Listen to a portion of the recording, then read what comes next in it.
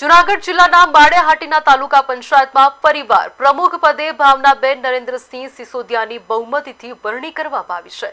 ઉપપ્રમુખ પદે નીતાબેન કાનાભાઈ જોટવાને કારોબારી ચેરમેન પદે યશ પટેલની બહુમતીથી પસંદગી કરવામાં આવી છે।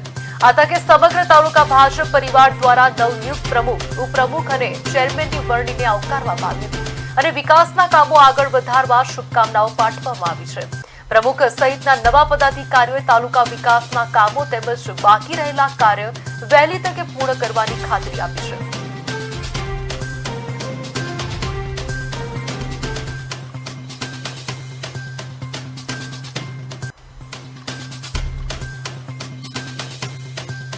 જેમાં પ્રથમ 2.5 વર્ષ માટે બિન અનામત મહિલાની બેઠક જે છે એ રિઝર્વ હતી।